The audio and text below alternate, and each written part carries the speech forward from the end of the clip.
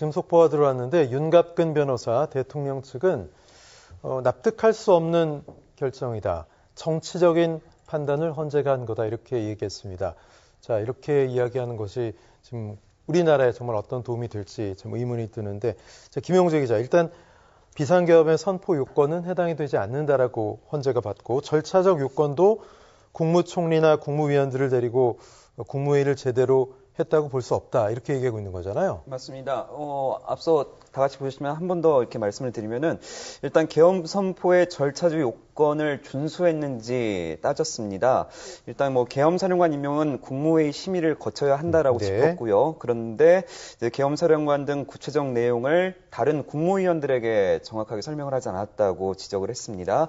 심의가 이루어졌다고 볼 수 없다는 판단인데요. 그리고 또 이런 부분들을 지체 없이 국회에 통보하지 않았다라고 지적을 했죠. 이런 부분들을 이제 절차적 요건 위반이라고 했습니다. 그리고 다음 부분 이제 군경을 투입한 부분에 대해서도 어떤 그 정당 활동을 침해했다라고 강조를 했고요. 그리고 이제 국회 권한 행사를 막는 등 이 시민들이 나라를 위해서 봉사하는 군인과 대치하게 만들었다고 지적했습니다. 결국 이제 국군의 정치적 중립성을 침해하고 또 국군 통수의 의무를 위반했다고 본 건데요. 포고령 부분에 대해서도 정당 제도가 규정한 헌법 조항, 그러니까 대의민주주의 원칙을 위반했다고 이야기했습니다. 그러니까 기본권을 제한하기 위한 요건을 정한 헌법, 영장주의를 위반했다고 본 부분이 있고요. 선관위 압수수색에 대해서도 영장 없이 압수수색을 해서 영장주의를 위반했다고 결론 지었습니다. 법조인 위치 확인 시도에 대해서도 이 대상에 퇴임한 지 얼마 안 된 대법관 등이 포함됐었다면서 사법권 독립을 침해했다라고 결론을 내렸습니다. 다만 이제 반대적으로 윤석열 대통령이 취임 이래 야당이 주도하고 이례적으로 많은 탄핵으로 뭐 2025년 그 예산안 등 어떤 그런 것들이 국익을 저해해서 그런 것들을 타개해야 한다라는 부분에 대해서 윤석열 대통령의 막중한 책임감을 느끼게 됐을 것으로 본다라고는 이야기는 했죠. 그렇지만 그럼에도 불구하고 헌법적인 자구책을 통해 해결했어야 한다라고 이야기를 했고요. 분명히 취임 뒤 2년 뒤에 치러진 국회의원 선거를 통해서 국민을 설득할 기회가 충분히 있었다고 봤습니다. 하지만 그 설득할 기회에서 타개하지 못했다고 본 것 같고요.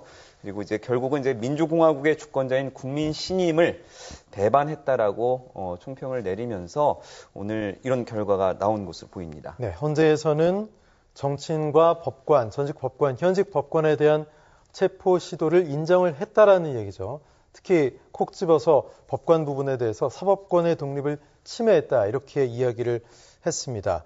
아울러 국민의 정치적 기본권, 또 단체 행동권, 직업의 자유까지도 침해했다 이렇게 얘기했는데, 윤종아 기자, 네. 그야말로 모든 부분에서 탄핵될 수밖에 없다, 파면될 수밖에 없다 이렇게 이야기하고 있네요. 그렇죠. 이 헌법재판소의 판결 요약해보면 대통령 윤석열은 민주공화국, 이 대한민국의 헌법 질서를 수호할 의지가 전혀 없고 거의 모든 분야, 입법부, 사법부, 또 정치경제사의 모든 분야에서 헌법 질서를 파괴하려 하거나 파괴 시도를 했다는 판단입니다. 들어온 이야기 전해드리면은 지금 현장에서 그 윤 전 대통령 지지자가 곤봉으로 경찰 버스 유리를 파손했다라는 소식이 좀 들려지고 있어서 이제 탄핵 심판이 선고가 되면서 지지자들과 뭐 탄핵 찬성자들끼리의 어떤 격화된 분위기가 좀 감지되고 있어서요. 네. 이런 부분들을 우려해서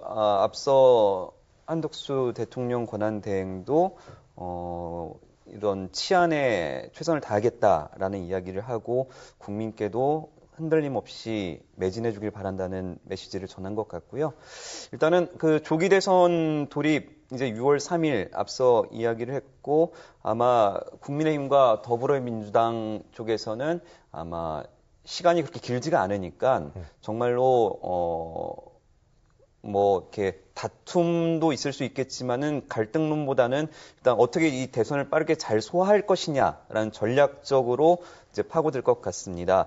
뭐 국민의힘 쪽에서는 아직은 좀 조심스럽지만 한동훈, 오세훈 서울시장과 함께 최근에는 김문수 고용노동부 장관까지 대선 하마평에 오르고 있고 민주당 쪽에서는 이재명 대표가 가장 유력하게 좀 점쳐지고 있는데요.